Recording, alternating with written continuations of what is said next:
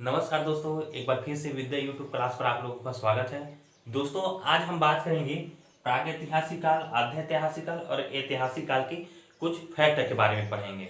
ठीक दोस्तों, तो आइए देखते हैं। प्रागैतिहासिक काल, इनका समय कब से है? 2400 ईसा पूर्व से लेके, मतलब 2400 ईसा पूर्व से पहले। जी हाँ दोस्तों, यहाँ पर आप तीर का निशान लगा हुआ है, समझ लीजिए 2400 ईसा पूर्व के पहले की बात है। कौन? प्रागैतिहासिक काल, जिसे पाषाण काल के भी नाम से जाना जाता है। प्रागैतिहासिक काल जो है ना, उसे पाषाण काल के नाम से भी जाना जाता है और चिरकोलिथक एज के नाम से भी क्या है, इसको जाना जाता है। ठीक दोस्तों, ये तो हो गया प्रागैतिहासिक काल के बारे में। अब हम देखेंगे आध्यैतिहासिक काल। इनका समय है 2300 ईसा पूर्व से लेके 1750 ईसा पूर्व तक। ठीक दोस्तों, जो 2300 ईसा पूर्व है और 1750 ईसा पूर्व है, इनके बीच का समय कौन? आध्यैतिहासिक काल। ठीक दोस्तों, इनको सिंधु घाटी सभ्यता तथा ताम्रकांस्य से युगीन सभ्यता व केल्कोलिथक एज के नाम से भी जाना जाता है। जी हाँ दोस्तों, इनको चेल्कोलिथक एज और इनको केल्कोलिथक एज के नाम से भी क्या है, जाना जाता है। किसे? आध्यैतिहासिक काल को। ठीक दोस्तों, यहां से हम नोट करके कुछ बात करेंगे। यहां से सोना, चांदी, रांगा और सीसा तथा आदि के साक्ष्य मिले हैं। जी हाँ दोस्तों, जो आध्यैतिहासिक काल है, सिंधु घाटी सभ्यता काल है, यह नाम से ही पता चल रहा है ताम्रकांस्य युगीन। मतलब ताम्रकांस्य युगीन मतलब सोना, चांदी, रांगा, सीसा एवं आदि के क्या है, साक्ष्य मिले हैं। कहां से?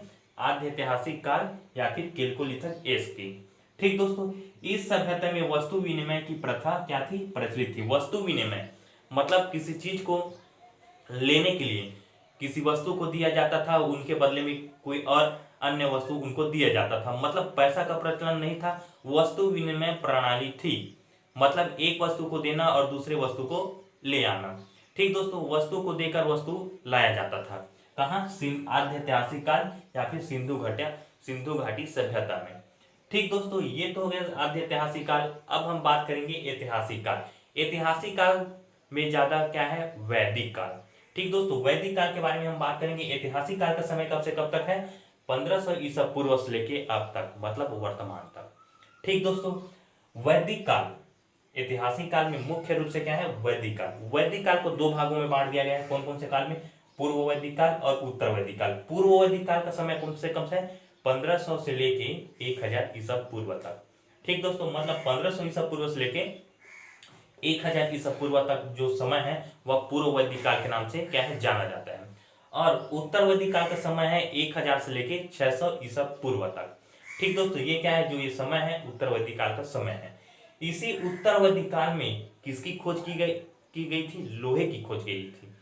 जी हाँ दोस्तों, लोहे का खोज किया गया था उत्तर वैदिक काल में। इस कारण वैदिक काल को क्या कहते हैं? लौह युगीन सभ्यता के नाम से जाना जाता है। ठीक दोस्तों, कौन से नाम से जाना जाता है? लौह युगीन सभ्यता के नाम से पूरा वैदिक काल को। ठीक दोस्तों, ये तो हो गया ऐतिहासिक काल के बारे में। अब हम कुछ नोट कर बात करेंगे जहां से अक्सर एग्जाम में पूछे जाते हैं। ठीक दोस्तों, तो आइए देखते हैं। प्रश्न कर हम बात करेंगे। पहला है, उत्तर वैदिक काल में कृषि अर्थव्यवस्था के विकास का महत्वपूर्ण कारक क्या था? उत्तर वैदिक काल में, ये क्या है? उत्तर वैदिक काल, कृषि अर्थव्यवस्था के विकास का महत्वपूर्ण कारक क्या था? मतलब खोज किसका हुआ था? लोहे का खोज हुआ था। तो दोस्तों, लोहे से ही हम क्या है, हल बनाकर जमीन को क्या करेंगे? उपजाऊ बनाएंगे। इस कारण लौह धातु की खोज, मतलब लौह तकनीकी का विकास हुआ था। कहाँ? उत्तर वैदिक काल में। इस कारण कृषि अर्थव्यवस्था के विकास में क्या है, महत्वपूर्ण बदलाव आए हैं। ठीक दोस्तों, अब हम बात करेंगे भारत में किस स्थान से खुदाई के दौरान सर्वप्रथम लौह धातु के प्रचलन के प्राचीनतम साक्ष्य मिले? खुदाई के दौरान सर्वप्रथम लौह धातु कहां से मिले हैं?